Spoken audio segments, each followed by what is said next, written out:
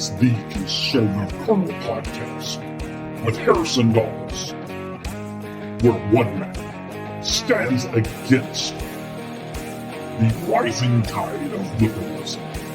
This officer in the battle to preserve our nation is the Conservative Colonel.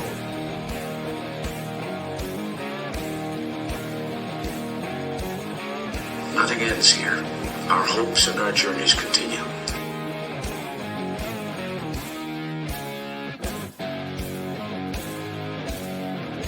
And here's Harrison Daws.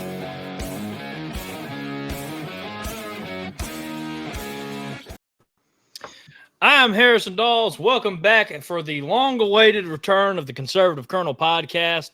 As I said, I'm your host, and I'm joined today by Graves Baker. Say hi, Graves. Hello. Don't worry, I'll be for a while before we get started and diving into everything. But I do want to give a thank you to Graves. My phone's on volume. That's unfortunate. Y'all heard that. But I do want to be back. Yeah, I'm happy you're back too. And I do want to thank Graves. Work has been awful for me. Not going to lie, just been so busy I haven't been able to film the show. But, after a while, you're like, well, it's been so long. Do I come back? Do I do it? Does it even really matter if I am making a difference or not? Those things kind of creep up into your head sometimes. And here comes Graves coming to the rescue. And I can't even remember about per se, because it wasn't even let's film at first, right? But Graves just sent me a message, and I'm not going to say it. He can say it if he wants to, but Graves gave me the motivation to come on, that the Conservative Colonel Podcast is making a difference to preserve conservative thinking and conservative thought, and to help America out as a whole, and to make sure our belief system is truly understood, heard, and explained well for the future generation of Americans. Because, let's be honest, we're probably one of the few podcast people who host a show and are on fire for the conservative movement. And yeah. I do want to thank Graves for getting me off my butt and getting me back on the show. Because those thoughts do cross in your mind after you haven't done this in a while, and you haven't really heard anything from anybody. No one's really saying, "Hey, when's the next time we're getting the show?" And you kind of sit there some days, and you look at some of the episode downloads, and you're like, "Okay."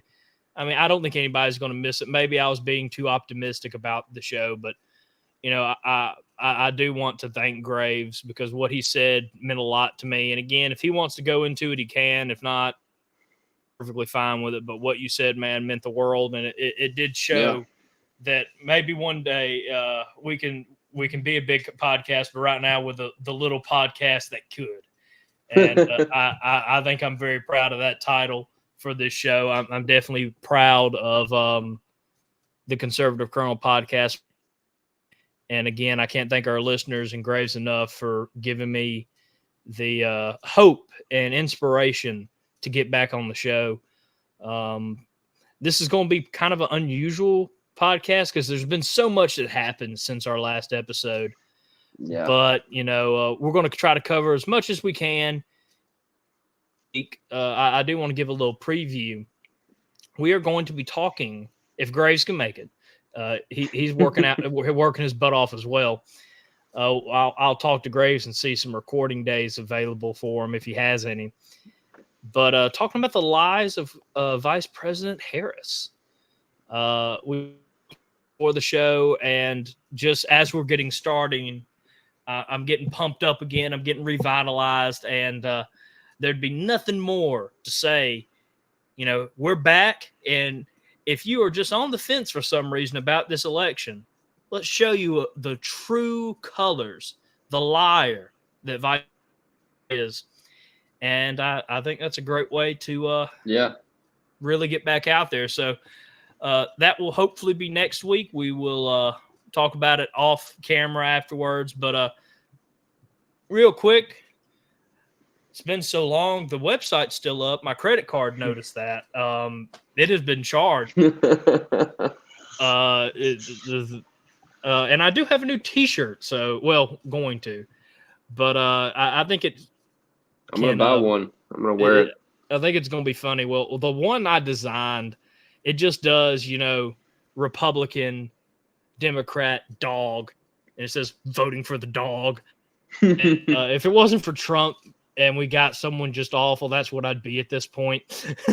Just I'll vote for the dog, because there's only a few good Republicans at this rate, and thank goodness we have Trump in office, or running for office, because one of the few good ones. God bless him.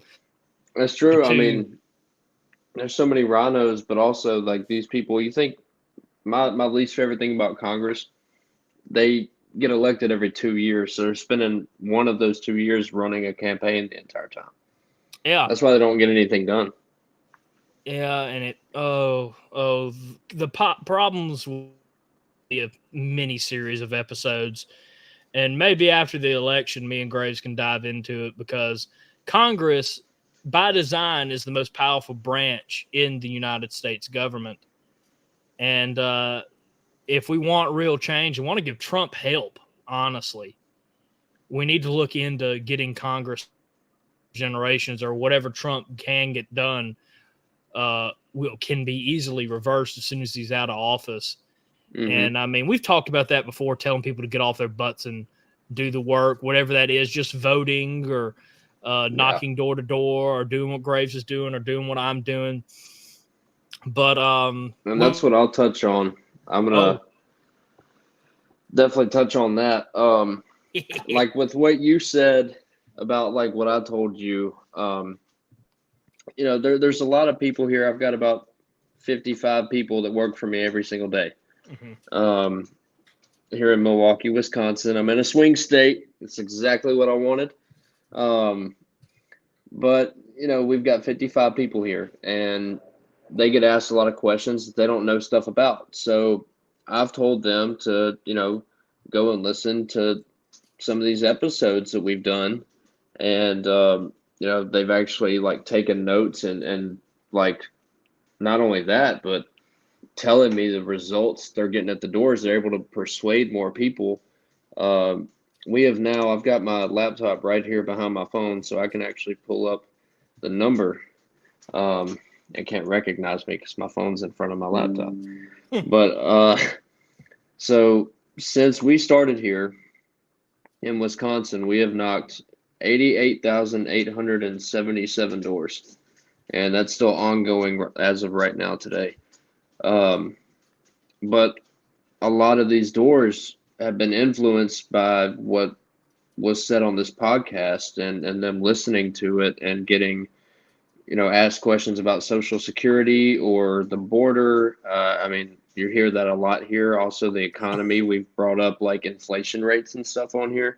So they've taken a lot of notes and used it at the doors, and we've seen our survey rate go up, but we've also seen the amount of supporters go up from that. And we've still got 112,000 doors left to do before the election.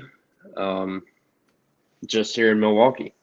So, we also have a team with our company up in Eau Claire, Wisconsin, where Trump had a rally not too long ago, a couple weeks ago. Trump was here in Milwaukee the other day, and if I wasn't so stuck here in my Airbnb, I would have probably, tried to go to it, but I couldn't leave.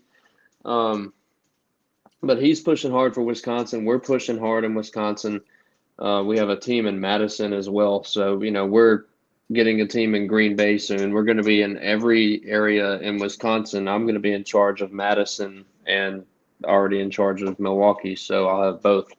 But, things are ramping up here, and like these people have really used what we talked about on here, like a lot of good interactions, a lot of people moving over to our side because there's a lot of independence here. It's like 50-50. So yeah, it's actually been really good.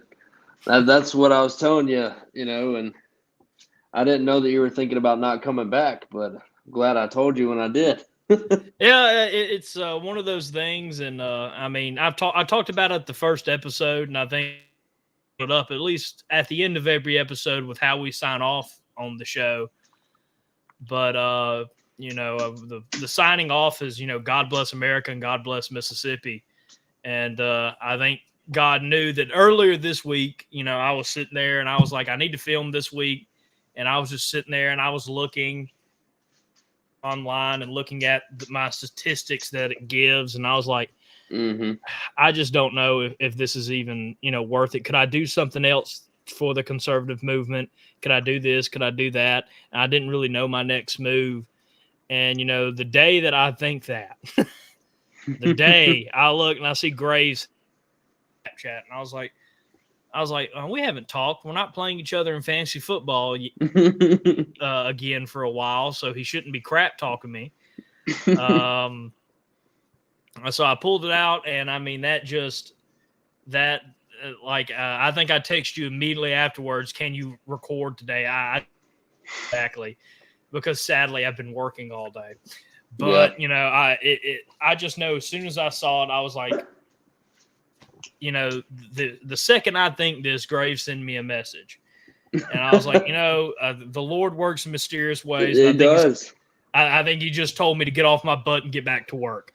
So, I couldn't be happier to be on the show. I've loved doing the show. I don't want anybody to take my words and twist it. I love doing this show, especially with Grace. He makes the hour fly by, and I tell people all the time, I know what I believe in, but I'm no means an expert in politics, and probably been more involved than I have in a longer time.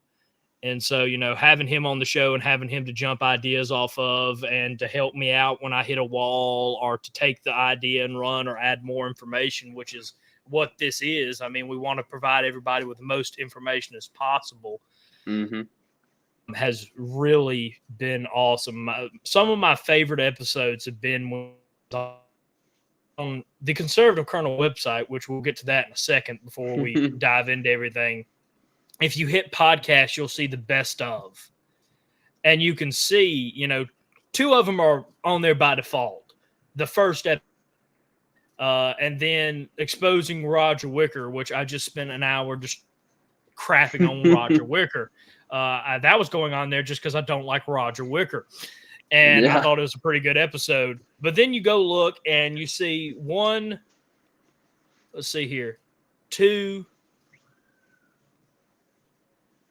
three episodes on here that, Harrison Daws and Graves Baker, Harrison Daws and Graves Baker. And some of our most listened to episodes have had Graves on it. And just as you can tell, some of my favorite episodes are from when Graves is on the show. Our Trump episode, the one that's been getting some traction recently, the Trump assassination attempt, diving into that, and Vice President Harris destroying America. Episode 27 and 28, is that? Yeah. Yeah, you know why? That's the ones I made my people listen to. And most of these people are in groups, right? So, one person has it, and yeah. So, it's been a great, and those episodes are the ones that are going to be that have been watched a lot since we've left. And I have to mess with you just one time about the mic quality. And you text me right after it happened, and you were like, oh, dude, it sounds awful. And I was like, oh, dude, it doesn't sound that bad. And then I went to edit the video. I was like, I don't have the heart to tell him he sounds like a robot. No, it sounds like it couldn't make the show, and we got Sam AI should have to told me. He should have told me that it sounded like that. He didn't say anything. So I was sitting here like I didn't know anything was wrong. But when you finish it, you can click the link, right? So I clicked the link, and then I heard myself. I was like, "What just happened?" And I asked Sam. I was like, "Did I sound like that the whole time?" He was like, "Yeah." I was like, "Why didn't you say something? Like I could have just, I don't know, like undid my Bluetooth and did it again or something." But no. You know. It was great, and honestly, the episode was so good, people didn't even really mind the audio. Which, let me tell you, that is a blessing, because there's one thing I've gotten complaints about on my first episode ever was, oh my gosh, at your mic. Talking about me, I got 5 messages from the 5 people that downloaded the first episode of the Conservative telling me to get a new mic. So I hope y'all are pleased now, because I do have a new mic. I know that y'all just, attacked me, but it is good to be back. And real quick, because I usually do it at the beginning of the show, but I needed that. Also, the store is on the Conservative Colonel website, and maybe we'll actually make some new designs soon. Right now, I just have the logo shirts, and I'm about to get that dog one on there. I'm Just gonna because give I like people some dogs. Christmas gifts with that. Merry Christmas. Listen to the Conservative Colonel podcast. That's I'm good with that. But of course, you can check us out on conservativecolonel.com, and you can check out, the most recent episodes of the podcast, Conservative Allies, the Best of series, which is, of course, my favorite episodes, Colonel podcast. You can learn a bit more about me. There is a blog that is not being used whatsoever. You can see the 2 posts I've made on the blog, and of course you get a link to our store. But of course, make sure that you are listening to us on our main platform of Spreaker, Apple Podcast, Spotify, Amazon Music and Audible, Cashbox, Deezer, Podcast Addict, Podchaser, Listen Notes, and Good Pods. But if you want to see our, I don't know if we should say handsome or not, or maybe we're stretching that.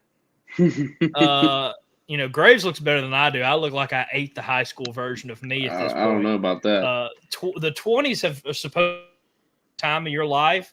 I have flip-flopped that. It is definitely not the most healthy time of my life. Same. My doctor looked at me, and I'm about to turn 26, and he was like, "Oh, you're racing for a heart attack by 30." And I was like, "Oh, thanks." That's great. Yeah. I told him to be a straight shooter, and that's what I got. And I was like, "Wow, okay, great, thanks, man." For what reason? Like, how do you even? I don't know how he gets to that conclusion at your age. Oh, we were doing some work, and it was like my first checkup in like 5 years. I hadn't gone since my freshman year, sophomore year at Ole Miss. And he was like, "Okay, what's going on?" I was like, "Well, I haven't got a checkup in a while, and I needed to get something changed with my prescription, and they asked me to come in." So I was like, "Okay, yeah, I'll come in." He does that, and he's like, "You got heart problems in your family, right?" I was like, "Yes, sir." He's like, "Okay. From your tests." And he was like, "Yeah, no, you're racing to the diabetes and a heart attack." And I was, "Oh, that's great." Dang. Yeah, well, I told him to be a straight shooter. At least he was straight. Yeah. Yeah, well, I told him to. I was like, "Don't beat around the bushes. Tell me what it is, and I promise you I'll take it seriously." And I do need to apologize to that doctor, because I have not taken it serious, because I ate like half a pack of Oreos last night. But I'm eating pizza rolls right now. Every time I start my diet, I work with my father. I'm a farmer. I breed dogs. That dog business is a subsidiary of my family farm. So I work with my father a lot. And he just comes in the office the other night, and we work pretty late hours, and he just does Oreos. I was like, crap. It's like, please don't tell me whole milk. And I was like, crap. Mm-hmm. And for those who don't know, when I was probably at my worst at Ole Miss, I ate like a pack of Oreos a night. I looked like Homer Simpson. I mean, except I had long, raggedy hair, and I shaved, which honestly didn't help. I should have at least just grown a very ugly beard. It would have at least covered up part of my face.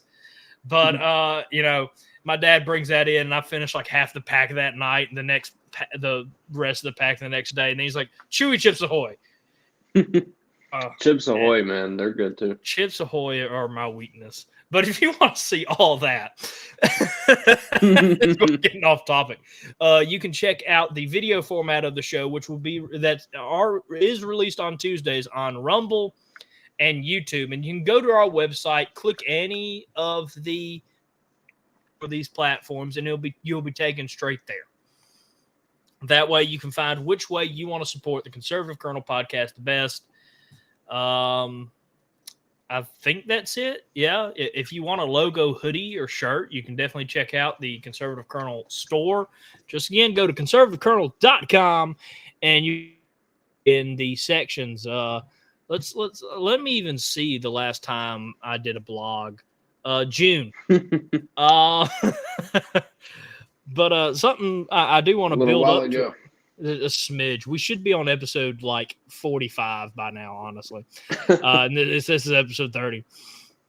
But I want to talk about is the Conservative Colonel podcast will be becoming a year old soon. So, November 14th, our podcast will turn 1 year old. Right after the election. That's pretty good timing. Right after the election. So expect a big episode. Graves, just not bottle of wine. I don't know. I'll be on my company cruise at that point, though. Graves said, "Y'all can celebrate by yourself." I will be on a cruise, which honestly, jealous. It's all paid for, So yeah. Now, if you don't go, I'll go. I hope we win though, because if we lose, then you can take my place if we lose, because I'm not going to go celebrate on a cruise after we lose. If we lose, I don't know if I want to go on a cruise. I think I want to start stockpiling ammunition. Yeah. I start putting my money in gold. Yes. Do what they're doing. Like Ben Shapiro tells you to do every day. Yeah.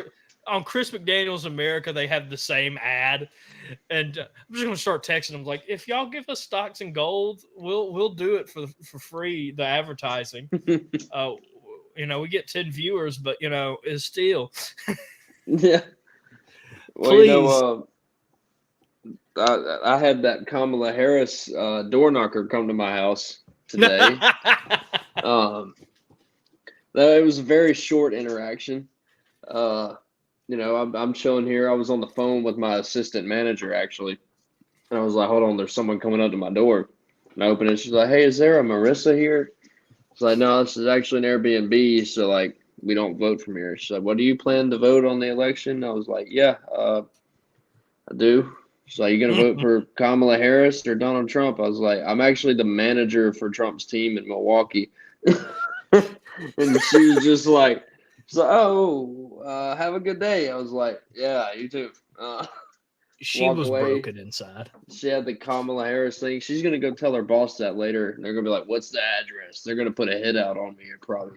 They're either going to have a failed assassination attempt because not making light of it, but they seem not to be good at it. That's true. Not saying they don't ban the channel, but I do want to point out that y'all never seem too broken up about it. So, that's what I'll say. They wish he didn't miss. Oh my gosh, yeah. We could spend a whole episode on the fact that they look almost more the fact that he missed, and then the second assassination attempt. It's like they deny it even happened at this point, right? And they've done a pretty good job at sweeping it under the rug to the best of their ability, acting like, "Oh no, this never happened." And we're all like, "Yeah." They're really good at propaganda and brainwashing and. Oh yeah. You would actually be surprised by the amount of Trump supporters that are here. I had there was a lady driving down the road in a Prius. You think Prius is probably by like a liberal. Yeah. No, she had Trump flags hanging out both windows. I was like, good for her. Okay. Milwaukee's kind of cool. Now I will say a little bit north of where I'm at right now, Wauwatosa. It's in Milwaukee, but it's still its own area. you see Kamala Harris signs everywhere. I mean, like almost every house. It's that typical big blue city area right there. Yeah. I actually lived there before I moved here because I moved here a week ago today. Oh, bless your heart. Yeah. Yeah, no, with how they describe Republicans, they're alive. And we might as well we can dive right into that. We are going to, because my podcast platform did tell me before I went on hiatus that we need to take more commercial breaks. So we're going to take a quick commercial break, and we're going to just start diving into topics as we think about them. We talked a bit about it before the show, but just going to kind of go. So we'll be right back after this quick commercial.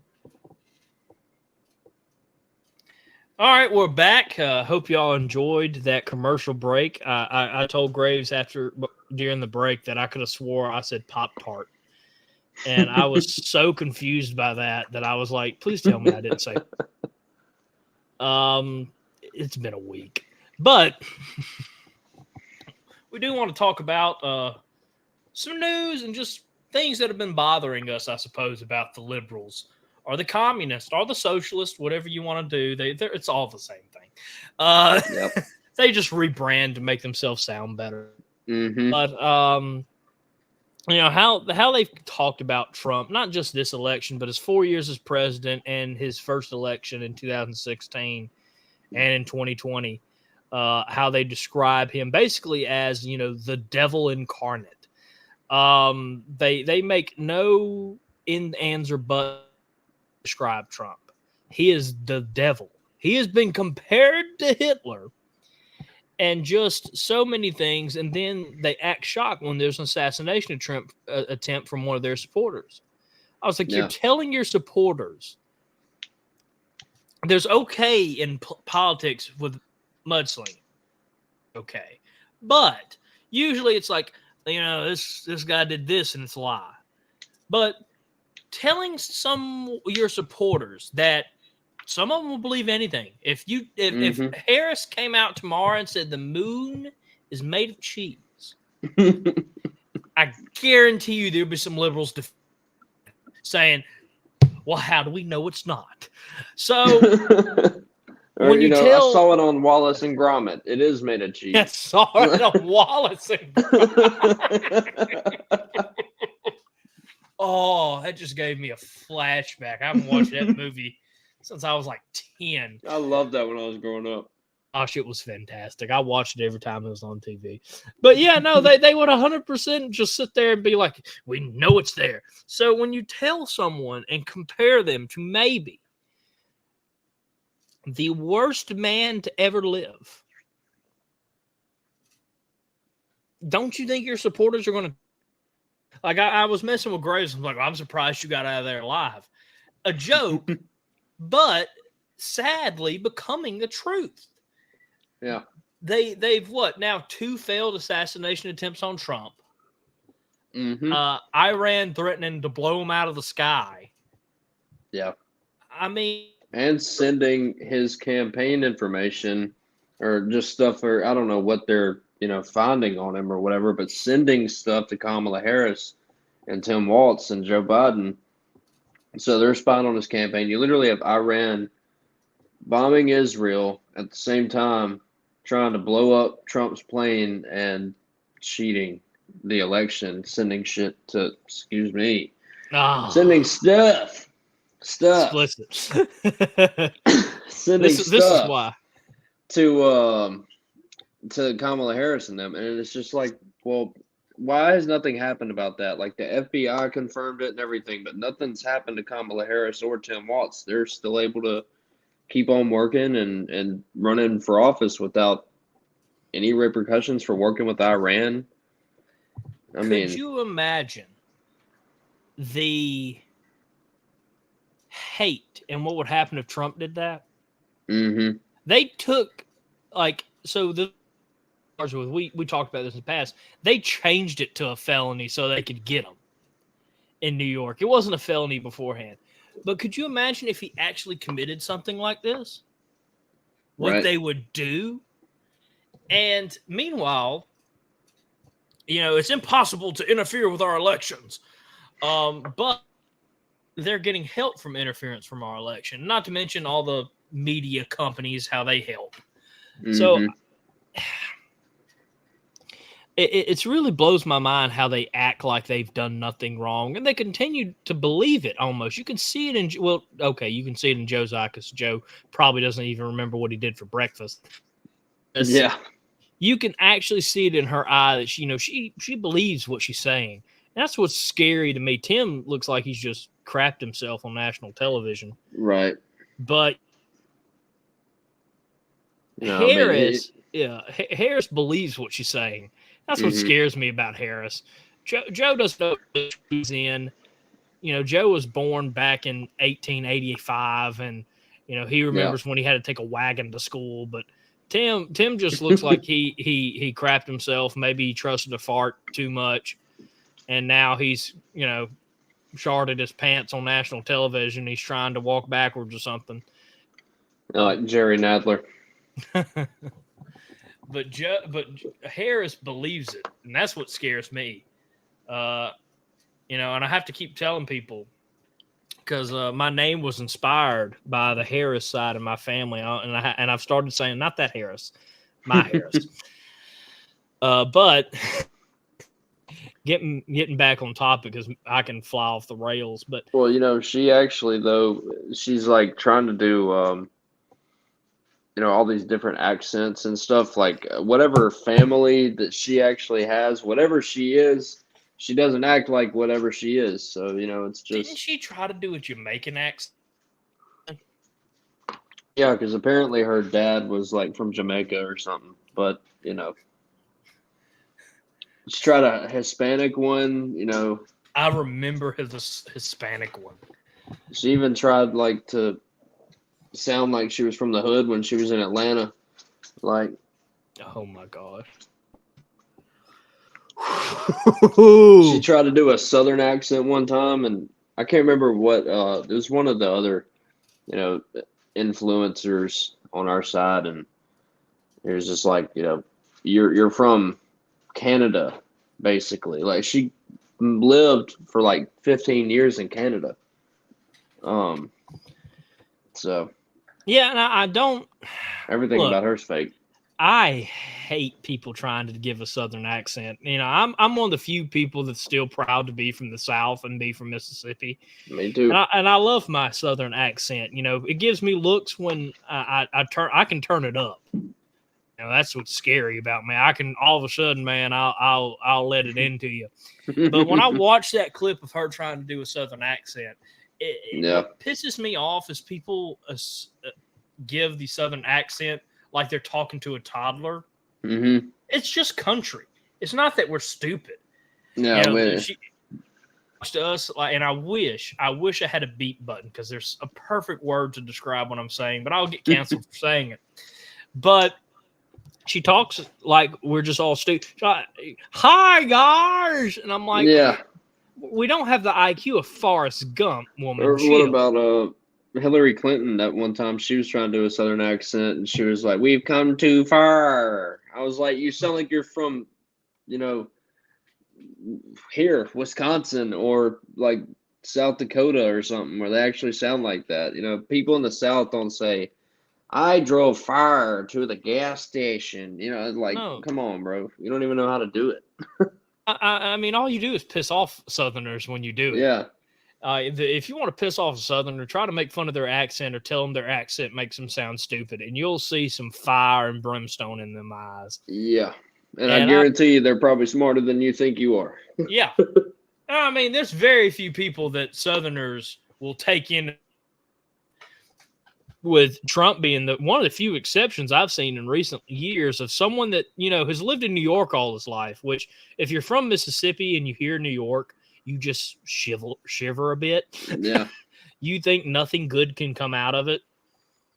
But Southerners have just latched on to Trump. The liberals will say, it's all because of all his bad qualities, Trump, bad qualities, which they're making up qualities like they make up, these stupid facts about Southerners. But Trump doesn't treat us like we're idiots. Yeah, he's in New York. He enjoys things about Southern life, and he doesn't come down here and try to tell us what we're doing wrong or that we're poor or that, well, if you try really hard one day, you can be like me. Because that's what all these politicians come down here, and they're like private limousines and their private jet. Trump came down here and he said, hey, I'm rich, but thank y'all for making me rich. Basically, that's what he said. Now, he didn't say that in layman terms, but he understands the working class. Yeah. He understands the poor class. He's not acting. We can feel his actual, what I can do to make y'all's life better. Because, if it's not for the middle class, there is no rich class. Right. And if we can't help the poor get into the middle class, then what are we doing here in America? Trump understands that. You have so many rich people that don't, and they get so obsessed with greed and will wealth into existence. But really, it's the people behind the man that's rich that gave him that. And, Trump knows how blessed he is. And, that's why you also can't bribe the man like you could Roger Wicker. So I had to throw that in there. I'm throwing a heavy accusation. It was well timed because that was not expected at all, So I just don't like Roger Wicker. But Trump is just like you can tell there's a lot of people that try to act like a man of the people. And Trump doesn't have to act. He comes down, enjoys us. He even moved to Florida. When you have all these politicians that move up north and stay there, like Roger Wicker, who, I think every time his expensive shoes touch Mississippi soil, he goes home and burns them. Then you have Trump here, moves to Florida, enjoys the experience of the South, but doesn't try to talk down to us, but tries to become a member of this community. That's really all it takes to get a Southerner's approval is don't come down here and talk down to us. Just come down here and enjoy it. We fishing, we love blowing stuff up. We're not complicated people. We enjoy freedom. And that's why none of the liberals get a lot of sympathy down here. But because they want everyone else to live the way that they want to live. And I'm like, look, if you want to be transgender, I don't care. Like, if you want to vote for Kamala Harris, I don't care. But I shouldn't have to do the same thing that you're doing, Yeah, like say Graves identifies as an attack helicopter. Graves can identify as an attack helicopter all he wants, or Husky. He can identify as a Husky all he wants. But when he comes over to my house and he's like, I'm a Husky. No, you're not, Graves. he can't make me accept that. Right. And that's the difference about Southerners. The majority of the time, we couldn't care less what you're doing. We just want to be left alone and let live down here. There are things we don't agree with you just because we're honest people, I think.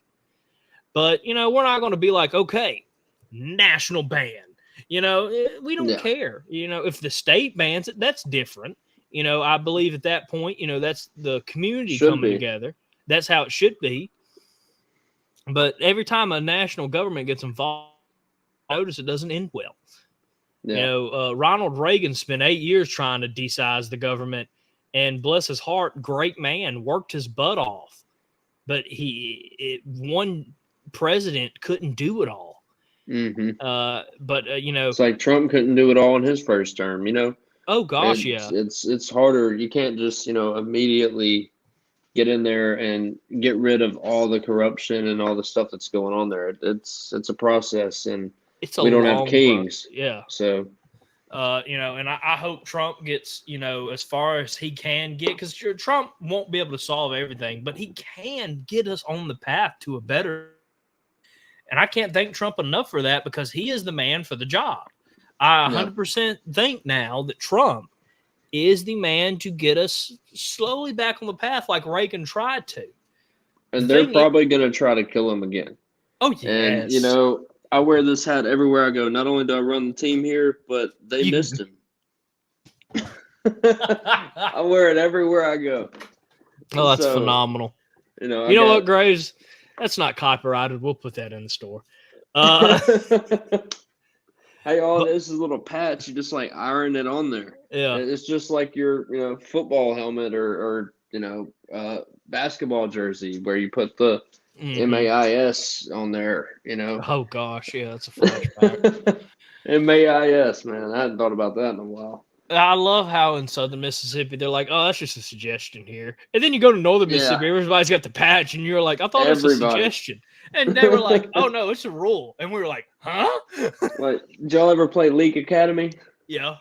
Yeah. We had to play them a lot. We were so confused when we first saw the patches. We were like, do we have to wear the patches? And I remember our coach doing, technically, yes. And I was like, then why do we have it? He's like, because we're poor. And I was like, man. Okay. And then we would get a new jersey, and he would be like, I forgot to order them. We were just but that's good. Private school life, Private school life. Oh gosh, yeah. Private school in Southern Mississippi doesn't mean you're going to a rich school. It just means you're going to a very small school because you or your family don't. But yeah, no. For the most part. Yeah. And I agree with you. I think go Cubs. I think that Trump is going to get another assassination attempt. I hope he gets what he deserves when it comes to security. Worried that the Democrats are going to keep trying to interfere with that because I know they have, and I know what's his name from Mississippi has been really against it. Benny Thompson? God. Benny Thompson, yeah. Of course, yeah. Yeah, I think someone finally challenged him for office, by the way. Oh, we'll see how that goes. I haven't looked into it. I'll be watching it with great interest. I mean, he's in the most blue part of the state. Mm-hmm. So, I mean, unlikely, but even if we just beat him somehow by a miracle, I'll throw a party on this show. We'll have confetti the whole episode. But and it doesn't work when I do it. But I mean, with the there it goes. There it is. There it is. You got to do it twice, yeah. Or maybe it's because I'm hosting it. But I do know, as far as Trump, when he was supposed to have his rally here in Milwaukee yesterday, the reason it ended up being a press conference is because there were security concerns. Because they did beef up his security, but Blue City, he came here and apparently, I don't know what happened, obviously, but something had to have happened for them to move the venue into just press only. So. Yeah, and I mean, if I was Trump, I mean, he's not scared, but I mean, he's also not stupid. And so, I mean, I would be like, not touching that. If y'all think there's security risk, yeah, I want to be able to help the country. And while I'm brave, I'm not just going to put myself on a silver platter. But, I mean, that's what they've done to us, though. To kind of wrap this up, something I saw recently is Democrats condemning Walz for not comparing J.D. Vance to like Hitler enough. They don't use that term just like that. But there were a lot of liberal media, ABC, CNN, that was mad at Walz for not going after Vance and treating him with respect, being cordial. And they just like lit him up for that. They're not even mad that he sucked or said he was friends with school shooters. They're mad that he treated his opponent with respect. Because we can't be friends with these people. And it's that division thinking that's making this country worse. I mean, I'm never going to vote communist a day in my life. I will never be a Democrat. But, let's just cut them out and throw them off. That's what they want to do to us, though. They want to wipe out every Republican-thinking person because we admire freedom.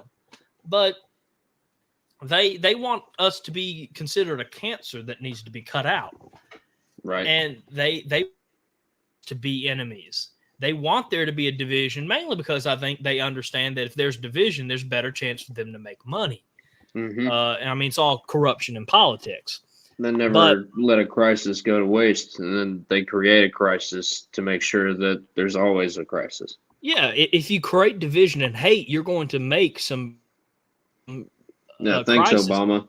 We had gotten past all the racist stuff until he freaking and you would think that would 100% be the end of it, but no, that's all they talk about now. He had, even though I wouldn't agree with his political thinking, and his communist socialist views, ability to bring us together as a country, and more than any president in history.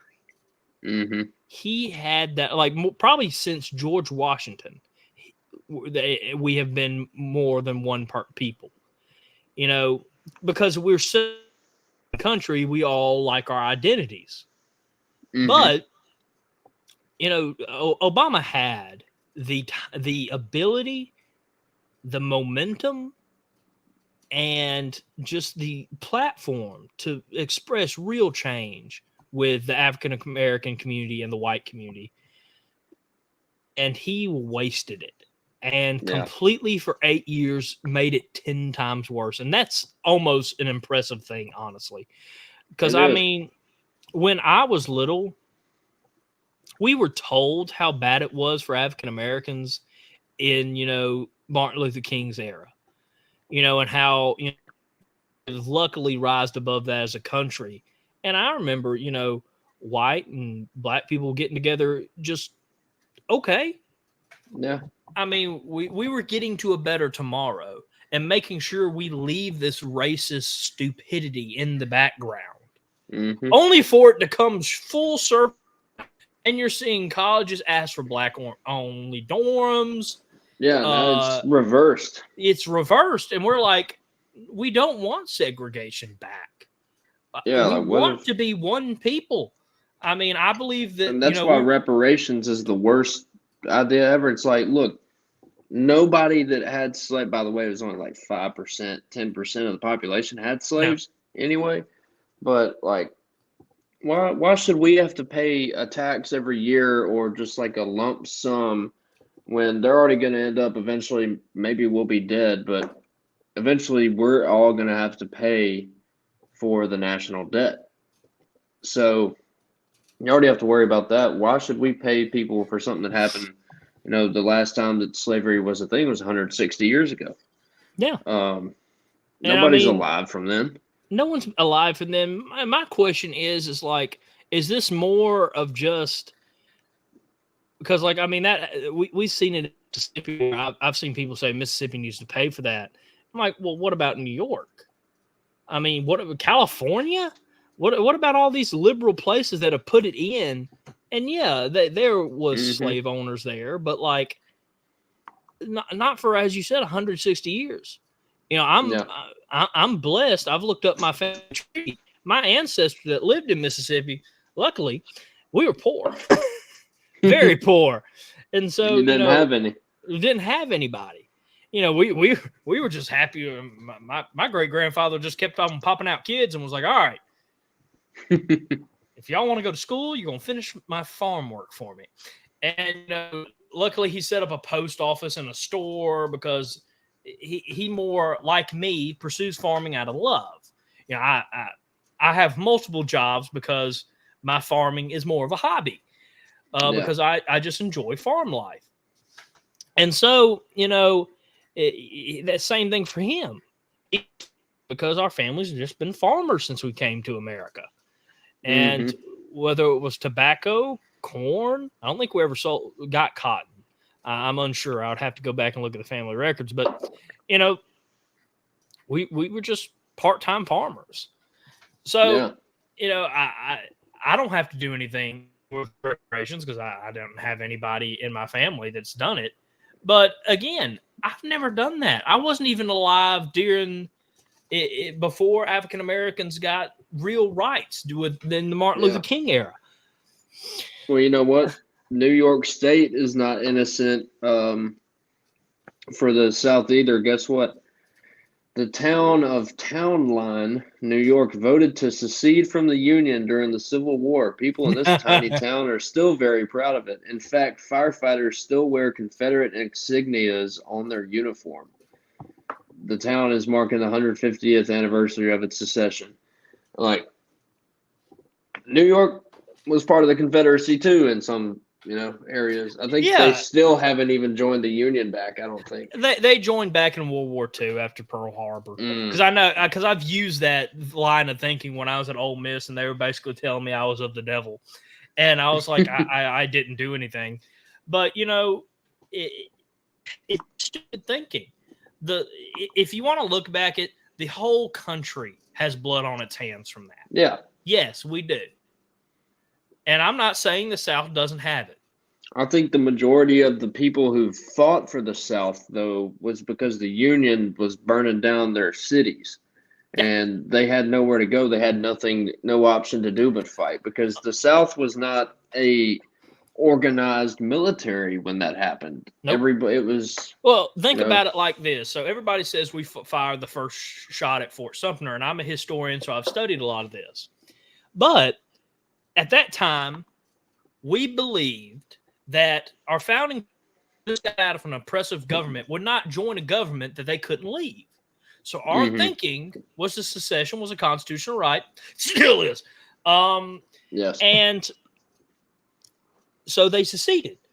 But Abraham Lincoln said, well, I'm going to stock Fort Sumter with supplies. We were like, hey, don't do that. And he did it anyway. So we fired upon him. And you're right, like 2% of 3% of Mississippi actually owned slaves and served.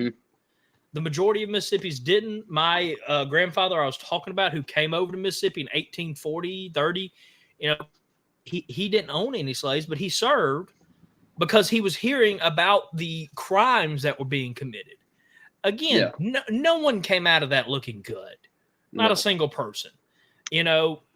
And America has a complex history, but I think it's made us better. I think we've had the scars of important lessons as a country. And I'm proud that we have them, because honestly, we could be, and we were for a long time, the best country in the world because of that. And we could have only gotten better. In the entire world, the history of the world, I know America is still a young country, but even take that out of account. The United States of America, because slavery is still legal in some places today. Yep. Sadly, yes. The United States of America had legal slavery when you take into account after the British, after we won the American Revolution, between that and the end of the Civil War, we had legalized slavery for a shorter amount of time than any other country in the history of this world. So, And I mean, even our founding fathers knew they messed up kicking that can down the road. And that's probably the biggest gripe I can give them. And again, no one's perfect. I respect our founding fathers. I look up to our founding fathers. They did contradict themselves a little bit when it came to, saying that all men are created equal. And then being like Thomas Jefferson looking at that can and being like, you know what? Let's kick it down the road. And they all did. They all felt like they had to kick it down the road because people weren't ready for change. And that's a sad truth. You can't judge in 2024. You have to go back in 1780 and be like, okay, well, why didn't they? And again, I personally wish they didn't kick the can down the road because it did cause the war. Right. Because, I mean, I tell people all the time, I'm not stupid. You keep going in and out, so I don't know if I'm. Is my Wi-Fi that bad? So sorry, you were going in and out. I tell people all the time, I'm not. My boss keeps calling me, but it's not important. Like he just does that. So okay. But that was something we had to do to get rid of it, and I'm happy we did. I still am of the belief that it was going to end shortly anyway, and I think we could have avoided war in my opinion, studying the topic, I think we could have avoided it and it would have been ended. But it did end it quickly. I can't deny that fact, and I am happy that it ended quickly. In 1865, that ended with the passing of those amendments. And I'm never more happy. It ended all around America. Now, did we give African Americans the shaft because we didn't really have anything prepared for them? Definitely. Yeah. They had to struggle for another 100 years before they got where they needed to be. And that's sad. But again, I think it's made us better. That made some very great African American men those struggles. Men that fought for rights, men that went off to war, leaders in their communities. And, again, I'm not trying to say that's a good thing they're suffering, but bad times do create great men and women. And I think that's it. I mean, and good times create weak men. And that's where we are now. But getting back on topic, because what else did we want to talk about as Graves shuffles off into the distance? If you're watching on YouTube or Rumble, you just got to show as Graves legit does the moonwalk almost. I could see you not even move your feet. You were like SpongeBob in that episode. He couldn't tie his shoes, just like that. We're going to take a quick commercial break. Get back. I can't remember what else we said we were going to talk about. We somehow got on the South and the war. The Civil War. I don't know how that happened, but then again, I'm a historian that specialized in that time frame. So I guess episode 25 took that and ran with it.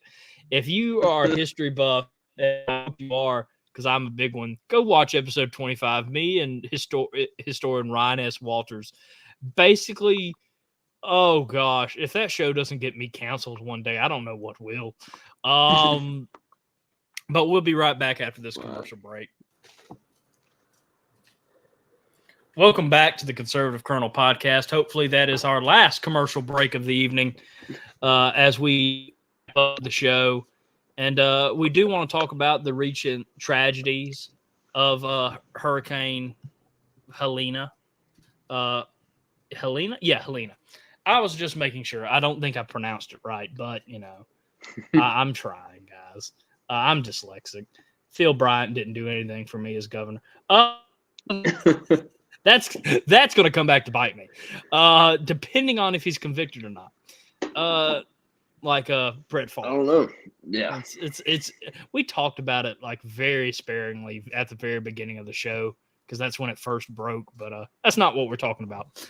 I do want to talk about because a couple things. It's affected Florida, Georgia, the Carolinas, Tennessee. It is being reported as the deadliest hurricane since Katrina. And for those who don't know, Katrina nearly destroyed Mississippi and Louisiana. It hit south east Mississippi and west pretty hard. Where I am from, I'm in southern Mississippi. And I remember the death toll. I remember the destruction, the lives that were changed forever, how communities didn't have water and power, and, the lives ruined by this. So I do want to say that everybody please pray for these affected areas. The death toll, I think, has hit 200 now. I mean, it's awful. It's being described as the deadliest hurricane in modern U.S. history since Katrina. The toll reaches 200 now, with Georgia and North Carolina being counted in. The affected people. And I know Mississippi struggled a long time because of the leadership of one George Bush. A good bit, but I mean, the whole country was still reeling from 9/11. I mean, that was 4 years later Katrina was, and I mean, we weren't ready for anything. We were still rebuilding of what happened to America as a whole that day that when Katrina hit. And I think Mississippi often gets overlooked in that. People always focus on the fact that New Orleans was becoming the lost city of Atlantis, that everybody didn't look at what it did to the rest of the people. And that's why I wanted to specifically, because I've noticed Florida is being treated as the Mississippi of this disaster. Yeah. And I know how you feel. I was 6 years old when Katrina hit. I remember it pretty clearly. The destruction it did to my family farm took about a decade and a half to fix. There's still damage at our farm that we're having to repair now that Katrina caused. There are places that we had to add new water lines. We're talking about now that the fact that there's still power that doesn't reach to certain places of our family farm because of Katrina and because didn't have money to rebuild. And especially my family couldn't afford to do it by themselves. So I do want to pray for these victims of this hurricane and say that we will do an episode where we will try to help raise money in some way. I don't know how. I'll look into it and see if there's anything we can do. I know we're the little podcast that could, as I said at the beginning of this podcast, but with everything I went through and what Mississippi went through, to quote George Washington, and I don't know if he said this, but it's on the John Adams biography on HBO, which was phenomenal. I still have to watch that. Yeah, he wore a mourning band for the Boston Massacre. And back then, like I still am today, they believe that their states were their nations, and they weren't even thinking about a country. Mm-hmm. And, famously said, when one of us bleeds, we all bleed. And that is still my mentality today. These hurricanes are going to change y'all's states, y'all's nations. But we want to stand with you as Mississippians, good Christian men, and of course, as conservatives who we do have a belief of helping others. I'm not saying liberals don't. I'm not trying to attack liberals right now, but I am going to in a second. But I think that's a big part of our belief system is going out of our way. So we're going to find a way to do that later down the road as I look into it and as more of this disaster unfolds. But I do want to point out, let me pull it up. And me and you talked about this a bit before the show. But there was an organization, Emergency Management Agency, that was designed specifically to deal with these disasters, to help communities, to help states, to help families rebuild and to keep safe and to have food, water, and safety and power. And I just want to let you know they are helping the illegal population during your tough time right now. Elon Musk posted this out recently, and he shared something, and it was titled Misplaced Priorities. Over the last 4 years, the Biden-Harris administration has formed the Federal Emergency Management Agency that is responsible for responding to national disasters like Hurricane Helena into an illegal alien resettlement agency. That is where their top priority is right now. That's where the majority of their budget is going to. Instead of the citizens that were affected by this. And what was their budget? $29.5 billion in 2023. Instead of helping the Americans that are suffering through this, they're focusing on the swarm of illegal immigrants that the Biden-Harris administration has let in, and the Biden administration has also told them to focus on that. That's not them. That was the Biden-Harris administration. And we're going to talk about that. I think, where was it now? I got this from one of my friends, but I do want to preference that since I don't have a source. But they're giving families $750 to rebuild. I mean, And we just gave what 16 billion combined to Ukraine and Israel to help them. Now, again, we don't have that money to give anyway. no. But if you thought if we were going to actually have to force ourselves to raise our national debt even more, forcing us to one day, again, still have to pay, do it at least to help our citizens. Mm-hmm. 8 billion went to Ukraine, 8 billion went to Israel. I don't have a thing against us helping other countries, but we don't have the money to do that right now. And even then, even adding to it, you have a national disaster backyard. Yeah. And we've given Americans $750. Yeah, per household, that sounds like, they're probably saying we gave them a couple millions of dollars. That's probably how they're phrasing it. But they're not giving them enough to rebuild. No. The Federal Emergency Agency has spent billions of dollars, by the way, on illegal aliens. But Americans that are stranded and without help, Americans that are dying, citizens of this country, we're barely lifting. Yeah. We're choosing other countries. We're choosing people who came here illegally over Americans that need help with this disaster. Yeah, like the entire town of Chimney Rock, North Carolina, where I stayed earlier this year on vacation. We were up on the mountain above it, and Lake Lure is right next to it, and that's where we played golf, and it's close to Asheville, North Carolina, too. I mean, I was up there earlier this year, and now the entire town of Chimney Rock is gone. But Biden was like, no, we don't have any more resources or money we can send. So, Yeah, because we keep sending billions away. And again, if there was a time to actually give money that we don't have away, now would be the time. It would be.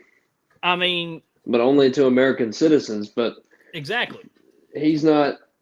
I mean, seriously, I kind of forgot that he was the president for a while because ever since they took him out of the nomination, what has he done? What have you heard about Joe Biden? Like, you don't ever see him, like, a couple of times in the recent days, but for the most part, it's like he doesn't even exist. Yeah, like I honestly did forget that he was the president of the United States simply because I was like, I haven't seen or heard him. You're right. And then to come out and say, we're doing our best here, and people are continuously posting like Elon Musk, and I don't know how good this guy is but like Republican Tim Burchett? I think I'm butchering that. But I don't know him either. Again, I'm not saying he's Burchett. Burchett. That's what I meant. That's going to get flagged, what I just said. Because that's his last name. But,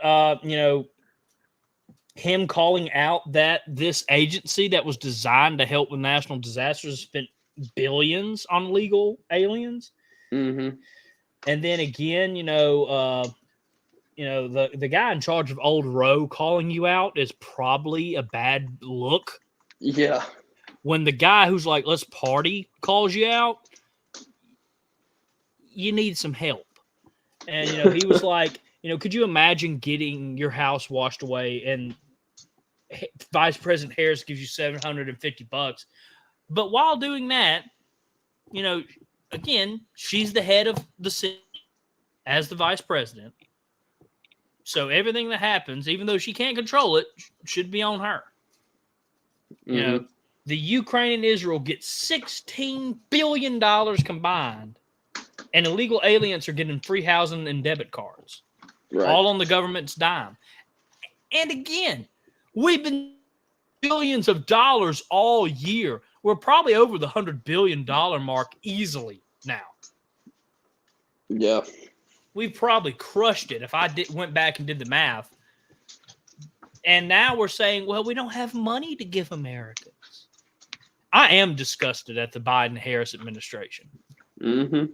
I remember how hard it was for us during Katrina. And now, y'all, on an election year, have the gall and the guts to be like, we could help you. We could. But we spent that money. We're not going to. Well, you already proved a budget. You already care you don't prove about our national debt. And again, I'm one of the few people that's like, we need to tighten the belt. We have to stop spending. If we keep spending all this money, we're doomed. But even I'm saying, if there's a time to give people money to help rebuild their lives, it's after the hurricane. It has been destructive. Yeah. It has killed over 200 people, and there's still a lot of people missing. And it's still not done yet, I think. I'm on, I got my Twitter pulled up here.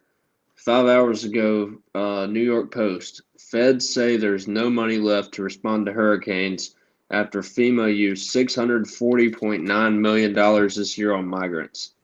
I mean, you can't make it up, they literally do not care about you. I've said that on an episode before. They don't care about you one bit. Kamala will do all these posts about, you should elect someone that, her TV ads that I see here being in a swing state, someone that actually cares and grew up in a middle-class family. It's like, bro, you literally all you've done is send middle-class people to jail, increase our taxes and our cost of living, decrease our wages and our jobs. And, now you're supposed to be like the best president ever when Donald Trump has already gone to ground zero and donated $25 million of his own dollars to the hurricane victims. He also started a GoFundMe, which the last time I checked it, which was yesterday, it had raised over $1.7 million. So total, Trump is by now probably at least $27 million going toward this hurricane stuff. And Joe Biden and Kamala are not going to send anything. Plus, they're not going to use their own money either. So if they're not even going to send federal stuff, they're not going to send any money of their own. No. I mean, not at all. And just that pisses me off. They have the influence. They do. Mm-hmm. They have the influence to start a GoFundMe. You have the two people going against each other. Now, some people would probably say this is just a campaign move or a PR move. But you both have the influence to do it.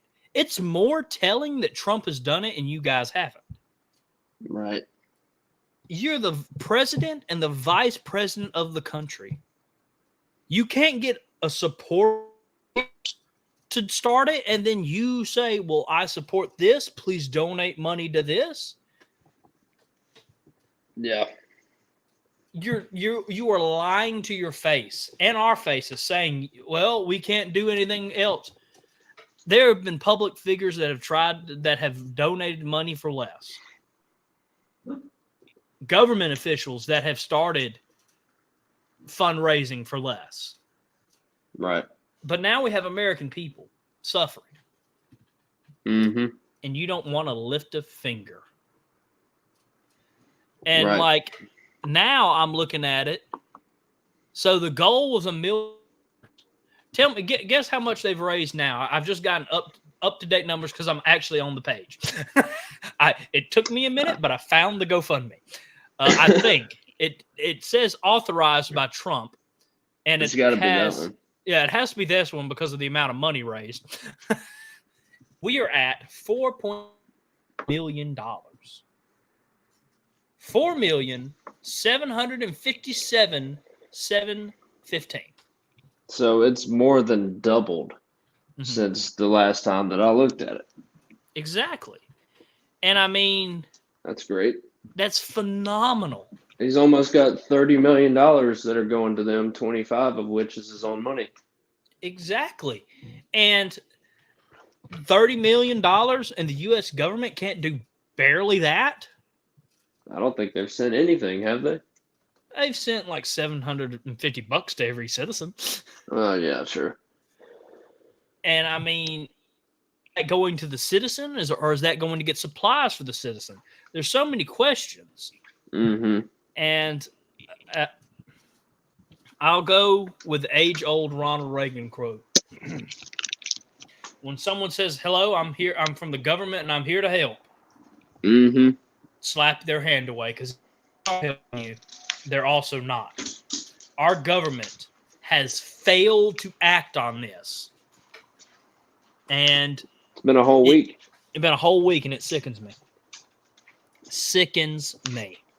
There's probably still hundreds of people's loved ones out there that are either stranded and still alive or are not alive and haven't been found yet. It's there's that, and then entire towns wiped away. It literally reshaped the landscape in some of these areas. The town of Chimney Rock, where I was, it created an entire new river where the town was. So, like, forever, 100 years from now, people are going to go there and they're going to, be looking at that river and be like, I wonder how long this is here. Well, actually, only 100 years because it literally just got created from this hurricane. Mother Nature is, undefeated. Yeah. But we are praying for the victims of this hurricane. And again, now that I know about this GoFundMe, I didn't donated see some when my check hit. Yeah, I'll be donating some. And next week when we're talking about the lies of Harris, me and Graves will kind of talk after the show at some point, come up with a way maybe we could raise a couple bucks and give the money to the GoFundMe of this. Again, I'm not expecting a lot, but if we could give $100 from people who support the show, 200, something like that. And heck, if y'all just want to go and donate and let us know that you've done it, that means the world to me. I'll share the link on our Facebook and TikTok and Twitter with the caption, "I'm not dead, so we're back."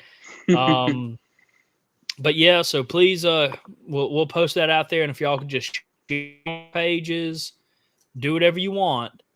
But let's go out and support this great thing, and maybe that can be what we can do to help them.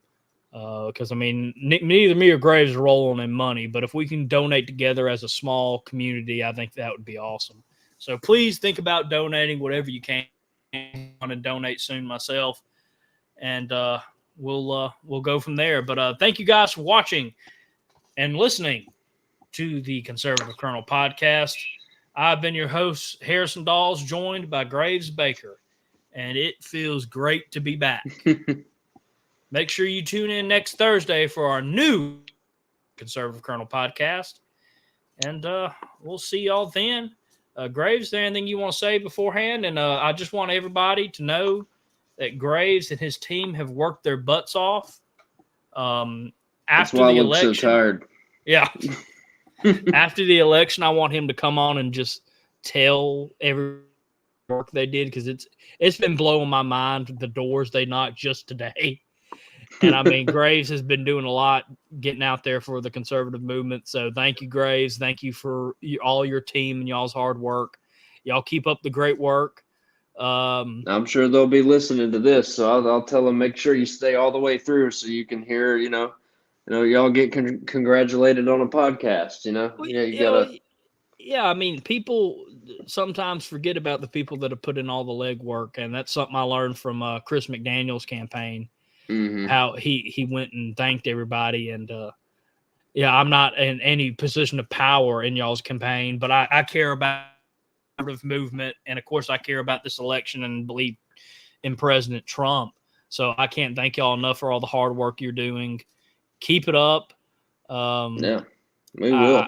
I cannot wait till after the election, and we can talk about all the stuff y'all did, and maybe hear some stories from Graves about how he is more than likely under Harris administration camera surveillance at this point. I probably am. Probably, and the room is probably already mic'd, so they probably already got an early version of the podcast, knowing Vice President Harris. But we're gonna go ahead and end the show, everybody, because me and Graves do have to get back to work. So I'll end it saying, pray for all the people affected by this. Pray for this country, and God bless America, and God bless Mississippi.